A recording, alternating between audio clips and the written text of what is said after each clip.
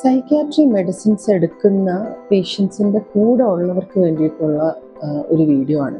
പലപ്പോഴും ഈ മരുന്നുകൾ കഴിക്കുന്ന, ട്രീറ്റ്മെൻറ്റ് കണ്ടിന്യൂസ് ആയിട്ട് എടുക്കുന്ന പേഷ്യൻസിന് സാധാരണയായിട്ടുണ്ടാവുന്ന വികാര വിചാരങ്ങൾ, അതായത് ദേഷ്യം വരിക, എന്തെങ്കിലും ഒരു കാര്യത്തിന് അവർ സങ്കടപ്പെടുക, ഇതൊക്കെ രോഗത്തിൻ്റെ ഭാഗം തന്നെയാണ് എന്ന് പറയുന്ന രീതിയിലുള്ളൊരു പ്രവണത പലരിലും കാണാറുണ്ട്.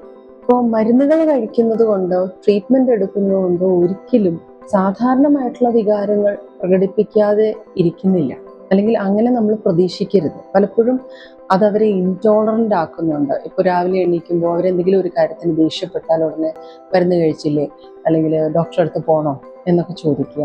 അപ്പോൾ റിലേറ്റീവ്ലി നന്നായിട്ട് മെയിൻറ്റെയിൻ ചെയ്യുന്ന ഒരാൾ, ഏതൊരാൾക്കും ദേഷ്യം വരുന്ന സിറ്റുവേഷനോ അല്ലെങ്കിൽ വിഷമം വരുന്ന ഒരു സിറ്റുവേഷനോ ഉണ്ടായാൽ പ്രതികരിക്കുന്ന രീതിയിൽ തന്നെ പ്രതികരിക്കുമ്പോൾ ഇത്തരത്തിലുള്ള ചോദ്യങ്ങൾ അവരെ അവിടെ കൂടുതൽ തളർത്തിക്കളയുകയും ഇൻടോളറൻ്റ് ആക്കുകയും അവർ ഒരു രീതിയിൽ സ്റ്റിഗ്മറ്റൈസ്ഡ് ആവുകയും ചെയ്യുകയാണ്. അപ്പോൾ സുഹൃത്ത് ബന്ധത്തിലുള്ളവർ, ഫാമിലി മെമ്പേഴ്സ് ഒക്കെ കുറച്ചുകൂടെ കമ്പാഷൻ ആൻഡ് എംപത്തിയോടുകൂടി അറിഞ്ഞ് ചെയ്യേണ്ട ഒരു കാര്യമാണ്.